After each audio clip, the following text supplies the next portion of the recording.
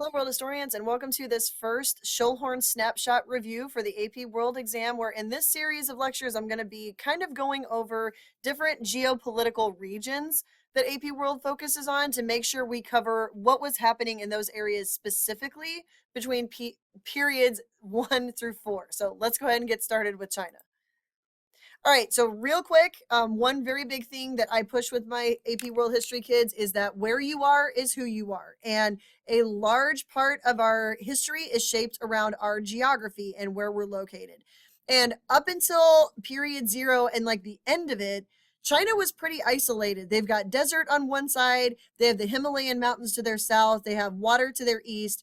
And because of that, China has always kind of had this idea that they are the center of the universe, that they are the most and best, and everything about them is awesome. And they're very self-sufficient. Like they don't need anything from anyone else.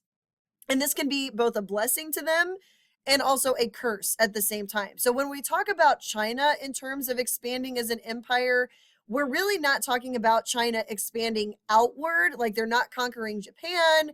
They're not really taking over India because of those boundaries of the Himalayas. They are in modern times doing a little bit of expansion, but their imperialism tends to be today a little bit more economic because they're still pretty contained to their area. So when we hear about conflicts in China, a large portion of the time your conflicts are talking about people who are native Chinese, or they call the Han Chinese, versus other groups that China encompasses nearby that are not native Chinese. So for example, the Manchurians and areas like that.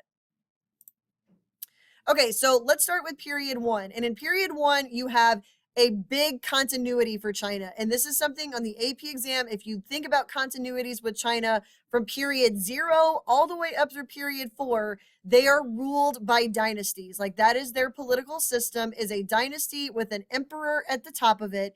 And we're going to have 3 major dynasties in period 1. And that's the Song, the Yuan, who are actually the Mongols who wanted China, and then the Ming Dynasty, who is also going to continue into period 2. So again, I just kind of mentioned this already with China, that their geography is such a big part of who they are. And another big part of this is that up until period 3, in terms of the balance of economic power in the world, like who could produce the much or who could produce the most, who had the most, that was China until Europe really started that second wave of imperialism. China was the one who was really holding all the cards. They had the goods that everybody wanted, and they could decide who they traded with and when they traded with them. But in period 3, they're going to really shut themselves off. Actually, correction, period 2, under the Ming, they're going to shut themselves off. And then in period 3, they're going to continue to stay shut off until they get their door kicked in. But up until that point, China was the superpower of the world. Okay, so I like to remember this, that in period 1, China gets started with the Song dynasty, so you can put them together. And the Song took over after the Tang dynasty. And the Tang dynasty were very militaristic, whereas the Song are going to be much more intellectual. They're going to be much more thinkers rather than fighters. Okay, so under period 1 is all about trade. You should know this by now, that period 1 is about trade. Now, here's another thing period 1 is about. It's about expansion. Guess what? Every period is about expansion because that's what humans do. We expand. There is only so much in this world, and the goal of humans is to have as much of it as possible in order to survive. Survival meant that you had the most of whatever that was. You had the most of it, whether it's land or whether it's resources. So as long as there is going to be people in the world, there's going to be expansion and competition. So you can pretty much always say that every time period is about expansion. But during this time period, one of the ways that people expanded their power was through controlling trade. And really nobody did this better than the Song, because under the Song dynasty, China becomes the most commercialized state in the world. And you guys know what this means. Commercial means that you sell things. All right. You're not just using subsistence living, where your subsistence is you only make enough for what you need to survive. In a commercial society, you have enough people and you have enough food that people can make other stuff that they don't need to survive so that they can sell it. And one of the reasons that the song is going to be so good at this is because of technological innovations that they come up with. All right. Innovation means you come up with something new or you come up with a different, more creative way of using it. China is going to do this under the song. They're going to be very, very advanced. They already are. China has invented gunpowder. They've invented moving type, all of these things that didn't reach the Western world for much, much later. And really, then they came through the Islamic world first. So, one thing that's really going to do this for the song is that they had a massive population boom. And the reason why is because they had received from Vietnam a fast growing type of rice called champa rice. And this rice, which is very labor intensive, like growing rice is very labor intensive, growing wheat, growing food like that. So a majority of China at this point is still farmers. Okay, that's important.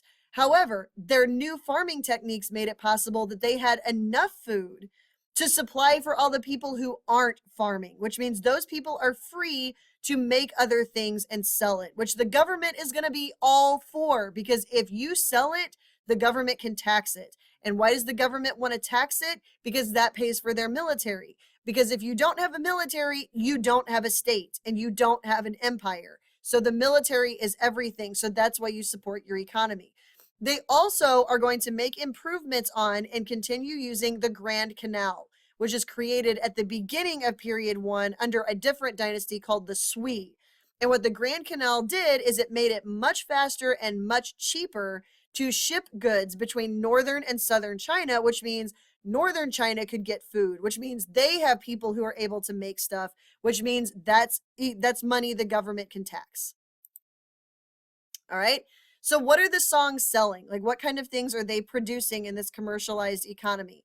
Number one, they're very big on using the sea. That's also one of their downfalls, is they kind of turned their back on the Silk Road a little bit and focused more on water trade.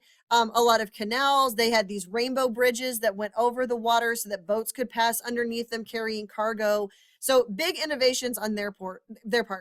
Continuity. All right. China's always been the big producers of silk. In fact, how to make silk was a state secret in China. Like, you were not allowed to tell other people how to make that. In fact, it was rare for one person to know every step to make silk, because then it couldn't get out. Right. It eventually did, but it was like bootleg silk. They made porcelain. Like, if you ever hear of somebody say they have fine china in their home, that's because it's porcelain. They knew how to make this very fine, light colored china that everybody wanted for pottery and things like that.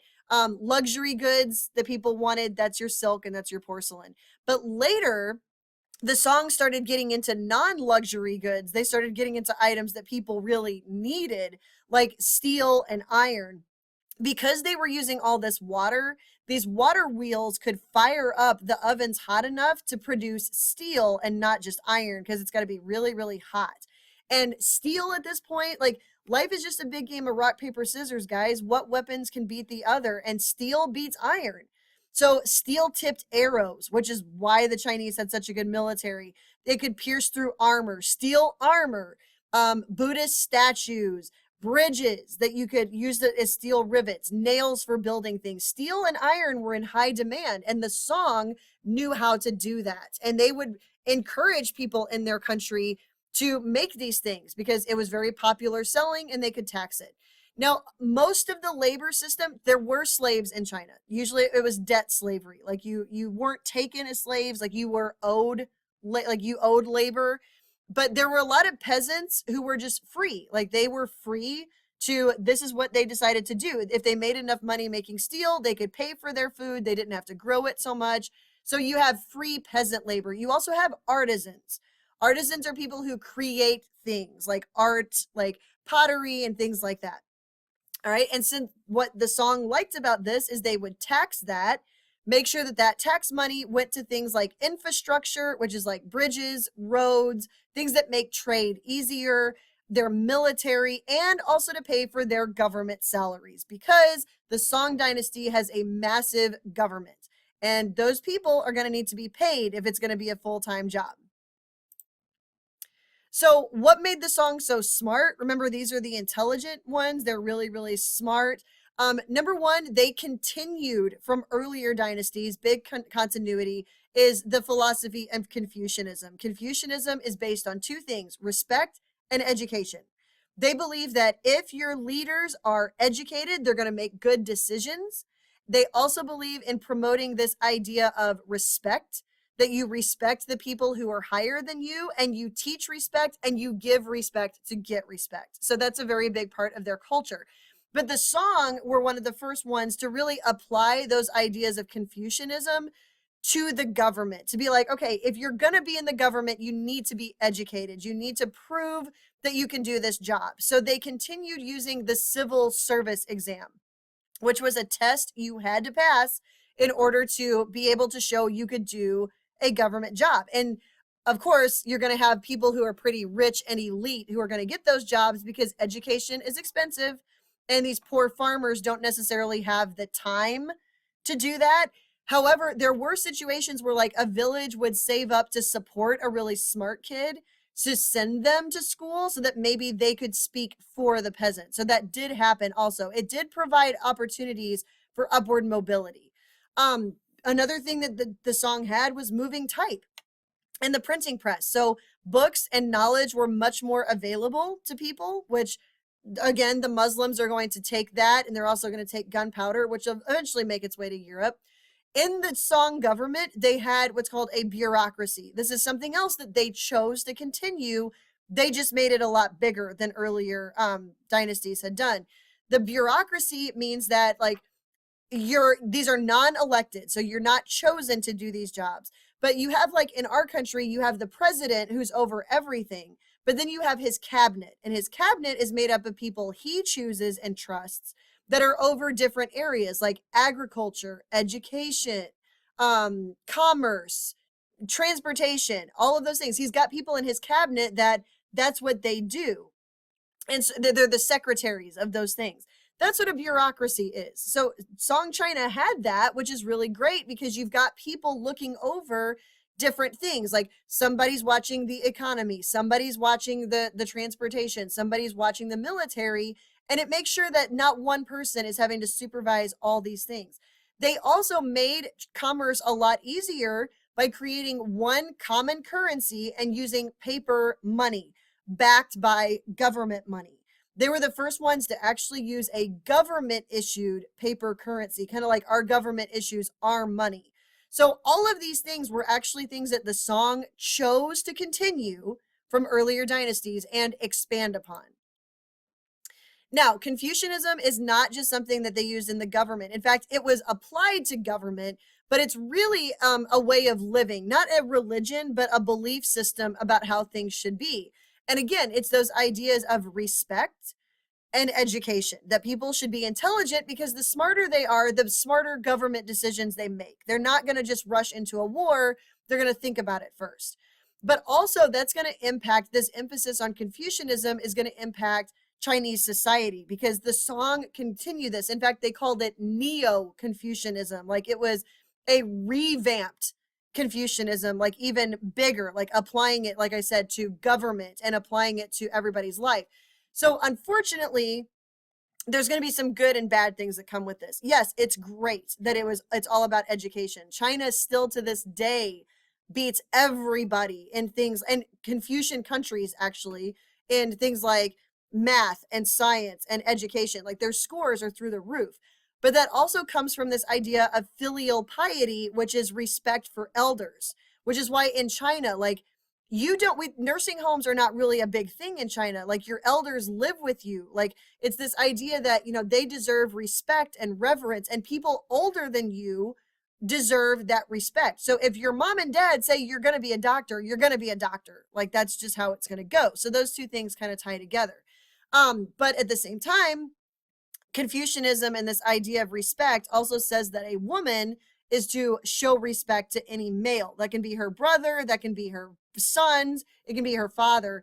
And under the Song, this idea kind of leads to that practice of foot binding, which was basically physically limiting women from their ability to be present and even stand on their own, really, like without the support of a man.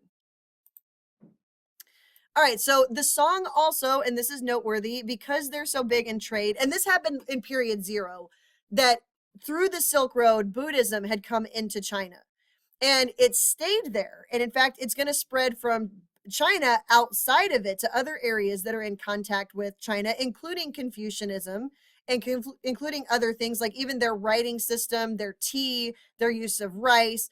But one thing about Buddhism is that it's like other religions. When it spreads out, the farther it gets from the source, it starts to change a little bit. So, like Buddhism, there's Mahayana Buddhism in India, which says that basically Buddha is not a god. But in China, under Theravada Buddhism, Buddha was a god, not just like a teacher. He was someone to be worshipped, like lots of statues of the Buddha, like as an object of reverence. In Japan, they use Zen Buddhism, which is about meditation. It's about this idea that everybody's already reached enlightenment. You just have to find that in yourself. So this is very common that belief systems, when they spread out, they do commonly change a little bit. All right. So this is just to add on that a very big part of Japanese culture, Korea, Vietnam, these areas through their relationships with China, they are going to adopt a great deal from them. So Buddhism, Confucianism, like I said, tea ceremonies, all of that. Very, very important that it spread from China. So why did the song collapse? In one word, rebellion. That's how every dynasty in China collapses. It's because of a rebellion, because people get upset because of internal issues, and that usually leads to an external threat being able to come in and take them over. So, for example, the song spent way too much money on the government, not enough on their military. They weren't spending enough on people. Like there was a lot of corruption as these like government officials could be bribed and like take advantage of the peasants. And that causes internal problems. And if you're doing that, you can't exactly fight off an external threat like the Mongols who come in. So the Mongols, okay, whenever they attack, all right, they're going to be, whenever they come into China, the empire of the Mongols was established under Chinggis Khan, all right? Chinggis Khan had created this massive, massive land-based empire, the largest land-based empire ever created. But then when he died, as is pretty common when you have one amazing ruler, after that, the whole thing kind of fell apart and it got carved up into 4 new khanates, all right? A khanate is just a type of state, all right? So like the Islamic caliphates, or, you know, in this case, it's the khanates. And there were 4 of them. There was Russia, which was the Golden Horde. There was the central one. There was the Ilkhanate, which was over Persia. And then there's going to be the Yuan dynasty, which is because the Mongols come into China and basically go, I like what you're doing here. Oh, you guys do this dynasty thing? Okay, cool.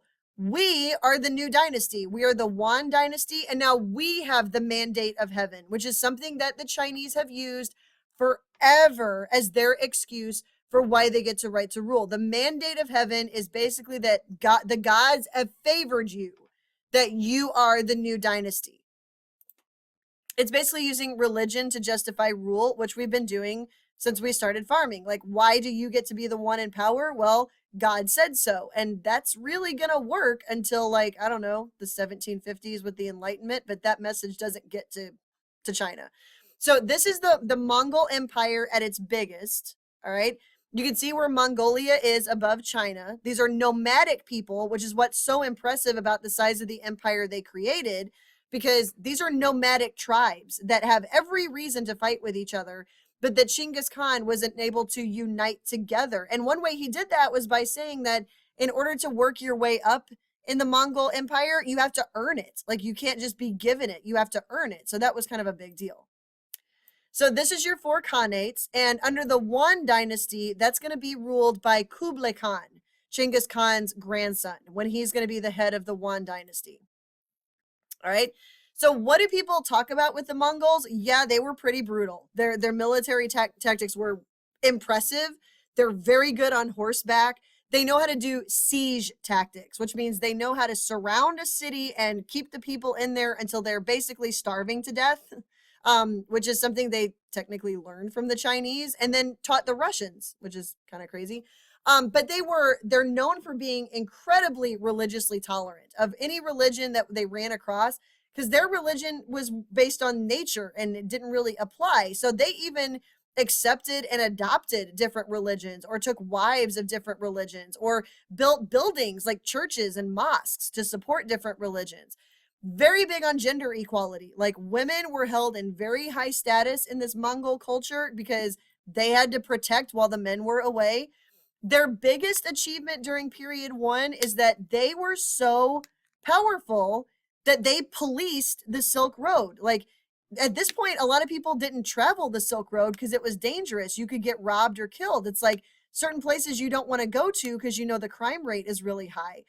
These guys made people want to trade on the Silk Road again because you knew that if you had a problem, you could go find the Mongols, they would deal with it. And that, as a result, was good because the Mongols didn't make a lot of stuff, but they loved stuff and they loved the selling of stuff and they liked to buy stuff. So if the economy was good, they could tax it and then they could buy the stuff that they needed and they wanted. They loved learning from other cultures. And what they would do is they would cross pollinate. Like, if they needed a bridge builder in Persia and China had one, they would send one from China to Persia to do that. They loved science and astronomy and philosophy, and they were just eager to learn all of these things. They even learned from the Uyghurs, which is a group today that's predominantly Muslim that lives kind of in between China and like Afghanistan area, which are being attacked today by the Chinese as they're trying to expand west. The Uyghurs actually taught them a writing system that they adopted so that they could be more literate. So how does this relate to China? So under Kublai Khan with the Yuan dynasty, a lot of people view their impact on China very negatively. They got rid of the civil service exam. They're like, we don't get this, so we're going to promote you based on what you do, not on what you know. All right. They didn't view scholars as the best because the scholars weren't fighters, and that's what these guys praised. So this shook all kinds of people up because all the people who used to have power in China don't. We're going to talk more about that later. The Han, the native Chinese, were placed even lower in status than the Mongols and outsiders. Like, even the Muslims were higher than the Han Chinese. They did like the idea of Confucianism, like respect, education. Totally loved that. They just wanted it out of the government. They're like, it doesn't have any place there. They did really do a lot to support the peasants of China because the peasants grew the food. They recognized their importance. Under previous dynasties, peasants weren't that important, and neither were merchants. Like, those were really low in status. These guys said, no, you guys are the backbone. Like, you're the ones making the stuff and selling the stuff. So they raised their status underneath the Mongols. How do we know so much about the Mongols? That's because of travelers like Marco Polo. Marco Polo had traveled all the way to China from Europe and then went back and told people in Europe about the Mongols. So what this did is it actually like made Europe much more aware of all the awesomeness that was going on in China and made people want to go there and buy the goods that they had. Okay. So eventually, which typically happens, all right, you're going to get a rebellion against the Mongols. And they are going to get this huge rebellion because the Mongols forced people to do a lot of work, which people really didn't like. They had them expand on canals. They had them do all of these things. And it was basically forced labor, and for not being paid, which the peasants did not appreciate. And that's going to lead to, you guessed it, a rebellion and a new dynasty that's going to rise in its place called the Ming. Very, very important. The Ming is in period 1 and period 2. They're going to have one foot on one side and one foot on another. And when the Ming take power, these guys are determined that they are going to bring back the status of what was going on before in China. They are like, okay, civil service system is coming back. The bureaucracy is coming back. We are valuing education again. All right. They reinstated the mandate of heaven. They're like, okay, we have the mandate now. Like, we get the right to rule again. The God said so.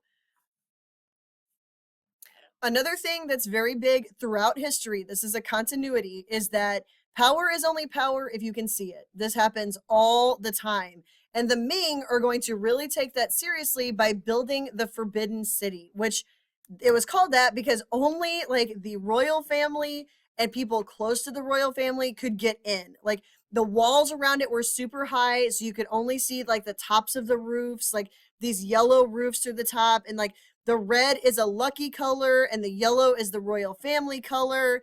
And it was very secretive and mysterious, like what's going on in there. Kind of like Willy Wonka's chocolate factory made you think that, ooh, it's something really, really important. Like it was a huge deal to get to go into the Forbidden City and just to be in the presence of the emperor. Like even his throne room, no building in China could be built higher than that. Like just a huge visual representation of power. Now, another thing that the Ming are going to be big for is shipbuilding. Like they're going to be building some massive, massive, massive boats. And this is kind of like to show something the Mongols couldn't do because the Mongols are horse people, not water people. So what the Ming are going to do is go on like this campaign to let the world know that we're back and we're better than ever. And we don't really want you, we don't want to buy your stuff. We really don't, but we want you to see everything that we have so that you can come and pay tribute to us. And then maybe we'll let you trade with us. Like this whole idea was flawed.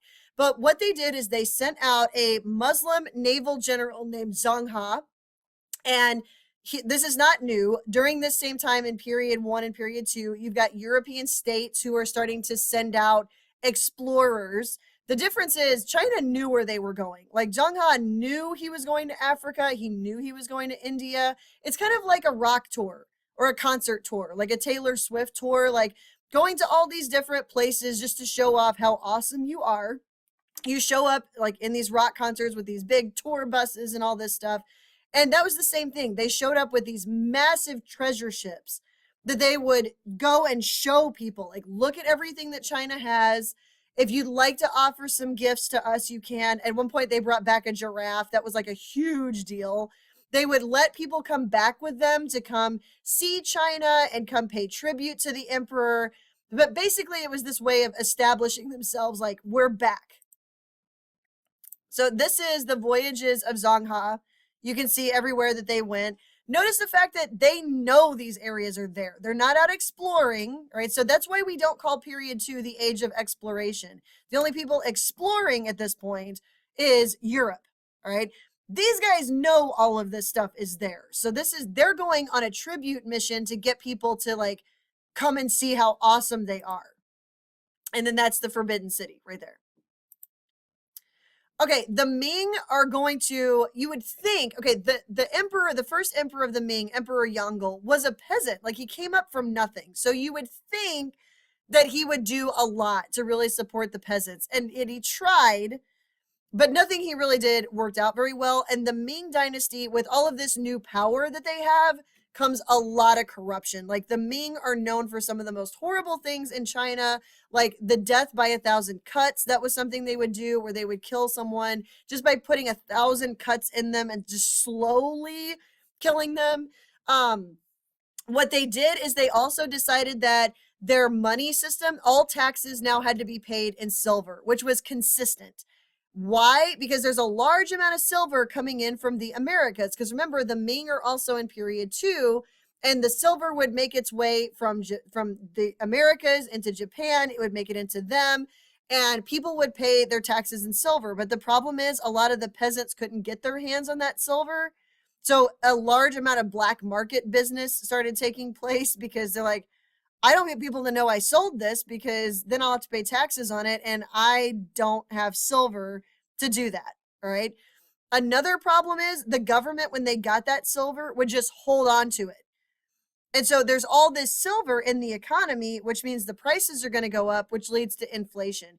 And another problem with that is not a lot of that silver was going out because the Ming weren't buying anything from anybody else, because the Ming decided to isolate China. They slammed China's door shut all of a sudden and became very, very isolated to the outside world, where they're going to stay that way too for a while. So then we get into period 2, right? The Ming are in period 2. That's where they're getting that silver from, is from the silver that was found in the Americas. But the big dynasty that's going to really be big in period 2 is going to be the Qing. And spoiler alert, the Qing are going to be around from period 2, 3, and 4. So the Qing, here is something new with them. They are another example of a dynasty that took power through a rebellion. And one of the reasons that they rebelled is because they were not native Chinese. They were Manchurian and they were controlled by the Chinese and by the Ming dynasty. And they didn't like the way that they were treated because they were treated as less than because they weren't native Chinese. This is going to be one of those new empires that rises in period 2. All right. But they're not a gunpowder empire, even though they had gunpowder empire. They had gunpowder, excuse me. They created it. They weren't really using it to expand outward. They were just, it was an overthrow, a changing of the guard inside China. All right. Now, the Qing are not very nice to the Han Chinese. They're really not, because they were treated poorly themselves. So, for example, the hairstyle that they made the Chinese wear was not something the Han were exposed to. That was degrading to them.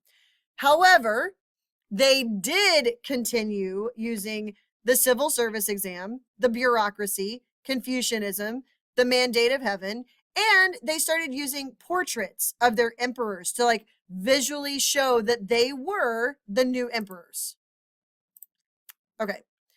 So one thing about this is during this time, because this is during period 2, Europe is in the middle of their Protestant Reformation. The Catholic Church is trying to get people to come back in huge numbers. And Jesuits are missionaries. It was a group of missionaries who their focus is education. And you probably have heard of Jesuit universities before, like Loyola University, SLU University, SLU High School. Some of the private schools here in St. Louis are Jesuit. They focus on spreading religion through, or teaching religion through education. So the Jesuits, whenever they made their way into China, a lot of the Chinese didn't really, the Qing especially, were like, you will not convert to Christianity if you are Qing. Han Chinese, you do what you want. The Qing will not. All right, we are not going to accept it. But they did like all the knowledge that the Jesuits had, like astronomy, map making, mathematics, all of that stuff, because it was kind of like, yes, we'll teach you religion, but we'll also educate you too. So there was a love-hate relationship there. But people in China did convert, mostly people who were not Qing or Manchurian. So this is the haircut that I told you about. Like, if you've seen Mulan, then you've seen like the top knot. Like, that was considered like very associated with Confucianism and like respect. It's very neat, very orderly, very organized. And then under the Qing, they did like this braid down the back that they forced people to have. And they made the Chinese do it as a way to show like they were obedient to the Qing. It was very disgraceful. Yeah, that's it. That's period 2. Sorry, with the Qing. Now let's go to period 3. Still the Qing. All right. The Qing during this time, because they are still doing that isolated policy of not wanting a lot of people to come in, they don't allow private trade. They don't let the East India Trading Company in. They, during the Industrial Revolution, rejected it. Number one, they don't think they need to. They're strong enough on their own. They're tough enough on their own. They don't need anything from anybody else. It's that old mentality. They also were very afraid that the industrial society, which is very much about me, capitalism's about I, that goes against Confucianism. So they thought it would really destroy the values that they'd held on to for so long. However, if you're not first, you're last. Like, that's the problem. Everybody else, not everybody else, but Europe, Russia, the United States, they are industrializing. They're embracing capitalism. Like, they're embracing this new way of life, and China is not. All right. The Chinese are still being very restrictive on what they'll even sell to people or who they'll sell to. Mostly they just traded to people nearby. So then Britain comes along and is like, listen, we want to buy your stuff. You need to let us trade, and you need to let us sell our stuff there. And like our tea, China's like, please, we're good with our tea. Thank you very much. All right. So the British have in India, because at this point, the British East India Trading Company has a strong presence in India. India produces opium. The Chinese start buying opium from Britain, which is illegal in Britain. Opium is not allowed there, which they definitely knew in China. But they get the Chinese people addicted to opium, which means they're going to keep coming back for more. And eventually the Chinese government is like, you have to stop. And they're like, well, then buy our stuff. And China's like, we don't want your stuff. We just want your silver. Buy our stuff. And so Britain didn't have a ton of silver. So they're like, okay, well, this isn't going to work. So I guess we're going to have to just keep selling opium. So China decided to blockade Britain from selling opium and from smuggling it in. And this started the Opium Wars. And obviously, because the British are so much more advanced, they don't really stand a chance against them. So Britain kicks China's door in using economic imperialism. Now, remember, the British don't directly control the Chinese government. It's still the Qing dynasty that's in charge. But they forced China to divide itself up into these spheres of influence. Like basically, China's a pie, and all of these different countries, Russia, Japan, Britain, they all get a section of China where China has to sell to those people and has to buy from them. In fact, they even set up a transnational business called the Hong Kong and Shanghai Banking Corporation, which was a British bank located in Hong Kong, because in these unequal treaties, that's what they call them, the unequal treaties, Britain got Hong Kong in addition to this, which was kind of their new home base because China's pretty far away from Britain. And this was a bank that was there to basically finance what the British were doing or buying or selling in China. Obviously, the people of China are going to be a little bit irritated about this, and they're going to blame the Qing. They're going to say that it's their fault. So you get the Taiping Rebellion, which is led against the Qing. Very religious motivated, actually very Christian, which makes sense because the Qing did not embrace Christianity, but a lot of people in China did. The leader of it actually said he was related to Jesus. And actually, the British and the Americans were like, I don't know who to support here because we support Christianity, but we also like the Qing dynasty, who we control. So we backed the Qing dynasty to put that rebellion down. The Boxer Rebellion, huge anti-foreign demonstration, burning flags, attacking foreigners, destroying, anything that was U.S. or British, which again, we helped to put that down. The Qing finally get the message and start trying what's called the self-strengthening movement. Like they're like, okay, we have to adopt some Western military techniques. We have to start following their lead a little bit to strengthen ourselves. But there was so much corruption about it. They would raise the money to start creating a new military, and then the government would steal that money. Like it was just a whole bunch of problems. Because China is so poor during this point, and there are jobs available in the industrial world, you get a lot of Chinese who start becoming indentured servants, which means they're basically slaves to their debt. All right. So, for example, the Chinese government would send these people in debt over to like America or Southeast Asia or Australia or even Latin America. They would send them there and be like, you're going to go work there because they need workers there, and you're going to send money back to us. And then whenever your debt is paid off, you can decide if you stay or you come back. It's entirely up to you. All right. This is going to make people in some areas like Australia and America very upset because these Chinese workers are working for very little, because very little is better than nothing, and the Chinese government needs money.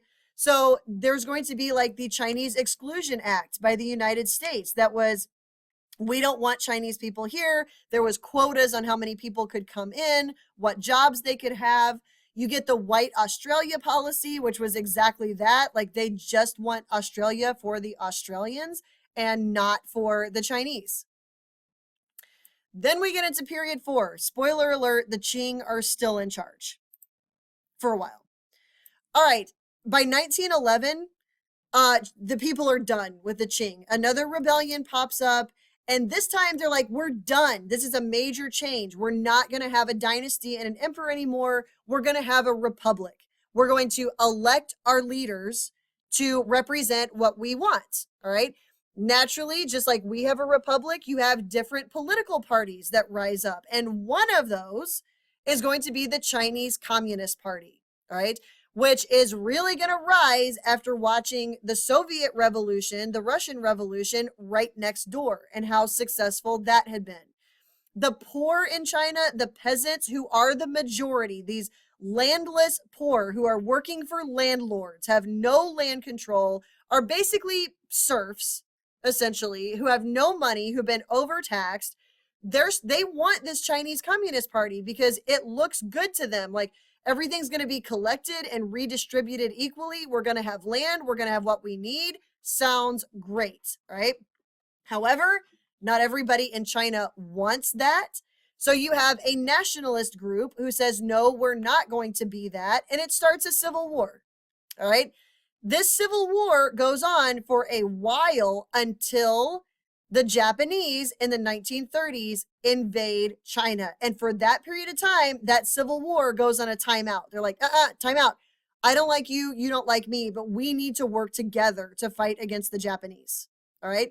So that civil war goes on hold. So you have the first Chinese Revolution in 1911, where they become a republic. Then you get this new revolution where after World War II is over, the leader of the Chinese Communist Party, Mao Zedong, all right, he had like basically united all of the peasants together. And during World War II, the peasants were huge. They were the ones who were in the countryside fighting, like guerrilla style warfare, while the government's military was absolutely exhausted. So Mao's military and the Chinese Communist Party overthrew the Nationalist Party, who ran away to Taiwan and established their own state there that was not communist, which the United States recognized basically as the only China we would work with. And they established, when the Chinese Communist Party took over, they established the People's Republic of China in 1949. That's the big communist revolution, all right? Okay, this is Mao, right? Mao Zedong, he's going to be the leader of the Chinese Communist Party. All right? Now, this is happening during the Cold War, right? It is so critical that even though both the Soviet Union and China were communist, they didn't get along. And they had very differing agreements in terms of what communism should look like, especially after Joseph Stalin died. Because Stalin was very anti-US just because of like the threat of the atomic weapon, all right? Soviet communism focuses more on factories and industrial workers. Mao and Chinese communists focused more on the peasants, all right, the landowners, agricultural, basically. Mao also felt that especially later in the USSR under like Nikita Khrushchev, who was trying to de-thaw some of the like relationship with the US, communists in China were very anti-Western, very hostile towards like the US, which they kind of still are, and towards like European countries.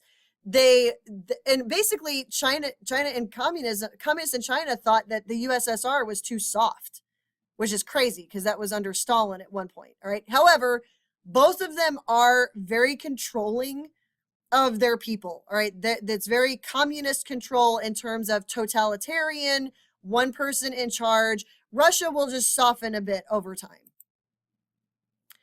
Okay. So Mao, all right, takes, even though he doesn't necessarily agree with the Soviet Union, he does take a page out of Stalin's book with what's called the 5-year plans. Okay, these are our goals. This is what we're going to establish.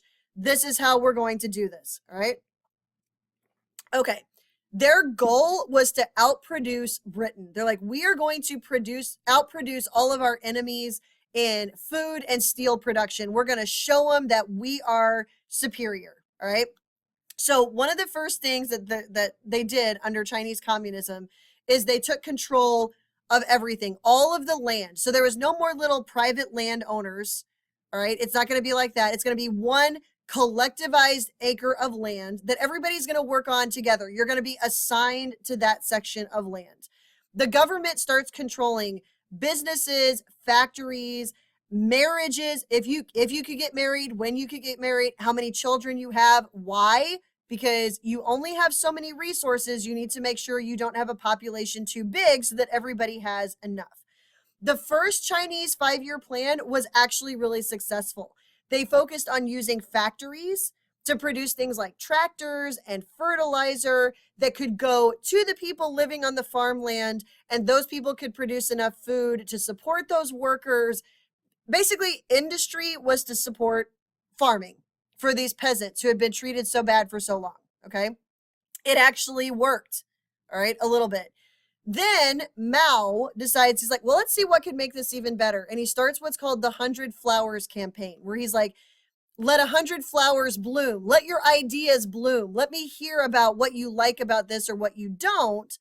And then when he started to receive criticism, and he's like, never mind. I don't like letting you guys have ideas because you may start talking against me and I don't like it. Then you get the second 5-year plan, which is led by what's called the Great Leap Forward, which was not a great leap forward. It was not. Basically, Mao said that not only are you, since you farmers have so much food now, you're going to start producing steel in your homes. These people don't know how to produce steel. They have no idea. They started using like their own personal valuables, like to make metal, to melt it. So anything valuable they had went to be melted down to create steel in their backyards, which they don't know what they're doing. It's bad quality steel. Nobody wants to buy it. And while they're making all of the steel, they don't have enough food. Like the food is starting to go down. But the government was telling everybody that there is so much food to go around just to eat all you want. Just eat. Everything's fine. Everything's great. Well, the government thought that there was so much food that they raised taxes because people were being so profitable. So now basically people would have to take, because they weren't growing that much because they were busy making steel, they had to take all of that steel, that the crop that they grew, and turn it over to pay taxes, so they had no food. And it created this massive, massive famine to the point where they were eating leaves off of trees. They were eating wallpaper off of walls. They were eating they would ground up clay and drink it just to have something in their stomach. And it caused a massive, massive famine of millions of people, a man-made basically. And this also happened in Stalinist Russia, but not nearly as bad as it did in China. So this Great Leap Forward really did not put China anywhere, and people started to rebel against China. So Mao cracked down even more and got even more repressive. He started what's called the Cultural Revolution, which is anything traditional Chinese, like Confucianism or the old days. We're going to reverse those. He created like the youth, like he went after like teenagers, like, and indoctrinated them with all these communist ideas that they still can't get away from. Like they're still so stuck in that. Even today, that generation, they wanted people stupid basically so that they could control them easier. Like all that emphasis on education went way, way backwards, and China really started to suffer. Then in 1976, Mao died, and a new president who is communist, right? Because China's a one-party system, like it's only communist party.